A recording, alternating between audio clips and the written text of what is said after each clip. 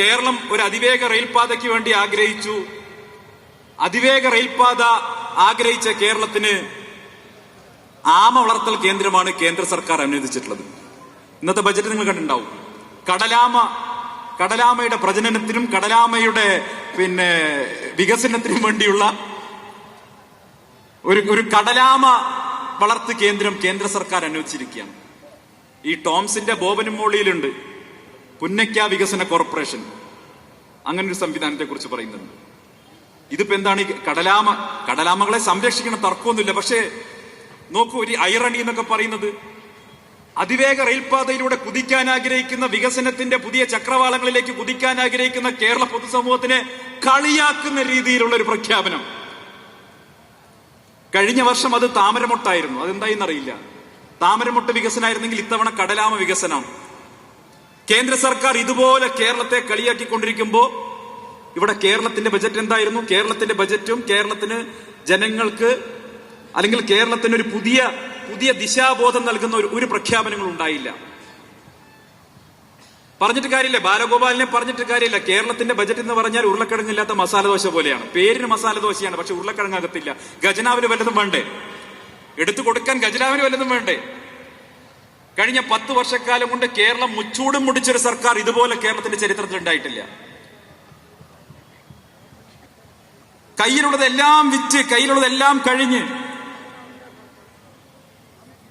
നിത്യനിദാന ചിലവുകൾക്കടക്കം കോടിക്കണക്കിന് റുപ്യ കടം വാങ്ങി കുത്തുപാള എടുത്തൊരു സർക്കാർ ഇന്ന് കേരളം ഭരിച്ചുകൊണ്ടിരിക്കുക. അപ്പോഴാണ് 100 ദിവസം മാത്രം ഇനി ആയുസ്സുള്ള ഒരു സർക്കാർ കേരളത്തിൽ വന്ന് ഒട്ടേറെ പ്രഖ്യാപനങ്ങൾ നടത്തിയിട്ടുള്ളത്.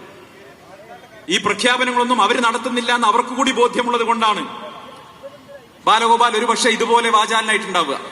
പക്ഷേ വാചക കസരത്തുകൾക്കപ്പുറം കേരളത്തിൽ പ്രായോഗികമായിട്ട് നടപ്പാക്കാൻ കഴിയുന്ന ഒരു പദ്ധതി പോലും പ്രഖ്യാപിക്കാനോ നടപ്പിലാക്കാനോ കഴിഞ്ഞിട്ടില്ല. 10 വർഷമായിട്ട് ഇവർ പ്രഖ്യാപിക്കുന്നതിന്റെ ഇപ്പൊ കഴിഞ്ഞ ബജറ്റിൽ പ്രഖ്യാപിച്ചതിന്റെ 35% മാത്രമാണ് കേരളത്തിൽ. ആ പദ്ധതി വിഹിതത്തിന് 30% മാത്രമാണ് പ്രായോഗിക തലത്തിൽ കേരളത്തിൽ നടപ്പാക്കിയിട്ടുള്ളത്. ബാക്കി 60% വേസ്റ്റ് നടപ്പാക്കാതെ പോകുന്നു. പക്ഷെ ഇപ്പോ നമുക്കൊരു കാര്യം നിസ്സംശയം പറയാൻ സാധിക്കും. ഈ കഴിഞ്ഞ തദ്ദേശ സ്വയംഭരണ തെരഞ്ഞെടുപ്പിൽ ഞാനിപ്പോ 1-2 സ്ഥലങ്ങളിൽ പറഞ്ഞു, കഴിഞ്ഞ തദ്ദേശ സ്വയംഭരണ തെരഞ്ഞെടുപ്പിൽ നമ്മളിപ്പോ അനുഭവിച്ചുകൊണ്ടിരിക്കുന്ന പോലെ ഈ ബീച്ചിൽ കടലിൽ നിന്ന് ഈ ബീച്ചിലേക്ക് ഇങ്ങനെ അടിക്കുന്ന ഒരു മന്ദമാരുതനെ പോലെയാണ് UDFന്റെ ഒരു കാറ്റടിച്ചത്. ചെറിയൊരു മന്ദമാരുതനെ പോലെയാണ് UDFന്റെ കാറ്റടിച്ചത് ഈ തദ്ദേശ സ്വയംഭരണ തെരഞ്ഞെടുപ്പിൽ.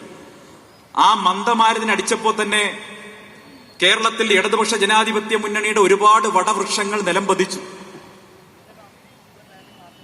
ശിരസൊടിഞ്ഞ് ഇടതുപക്ഷ മുന്നണിയുടെ പല വടവൃക്ഷങ്ങളും കേരളത്തിലുടനീളം നിലംപതിച്ചു. അത് കൊല്ലം കോർപ്പറേഷനായിട്ടും തൃശൂർ കോർപ്പറേഷനായിട്ടും ബഹുഭൂരിപക്ഷം വരുന്ന ജില്ലാ പഞ്ചായത്തുകൾ, മുനിസിപ്പാലിറ്റികൾ, ബ്ലോക്ക് പഞ്ചായത്തുകൾ ഒക്കെയായിട്ട് നമ്മൾ കണ്ടു. മലപ്പുറം ജില്ലയിലെ 94-ൽ 90 പഞ്ചായത്തുകളായിട്ട് നമ്മൾ കണ്ടു. ആകപ്പാടെ ഇടതുപക്ഷം കോർപ്പറേഷനിൽ നാണം മറയ്ക്കുന്നത് കോഴിക്കോട് കോർപ്പറേഷനിൽ ഉണ്ടായ ഒരു 166 വോട്ടിന്റെ മാറ്റം കൊണ്ടാണ്. അതല്ലെങ്കിൽ അതുമില്ല. ഈ തദ്ദേശ സ്വയംഭരണ തെരഞ്ഞെടുപ്പിൽ ഇപ്പോൾ നമ്മൾ കടലിൽ നിന്നിങ്ങനെ മന്ദമാരുതൻ ആഞ്ഞടിക്കുന്നത് പോലെ UDFന്റെ ഒരു മന്ദമാരുതനാണ് അടിച്ചതെങ്കിൽ, പ്രിയപ്പെട്ടവരെ, 100 ദിവസം കഴിഞ്ഞാൽ നടക്കാൻ പോകുന്ന നിയമസഭാ തെരഞ്ഞെടുപ്പിൽ ആഞ്ഞടിക്കാൻ പോകുന്നത് UDFന്റെ മന്ദമാരുതനല്ല, UDFന്റെ കൊടുങ്കാറ്റാണ് അടിക്കാൻ പോകുന്നത്.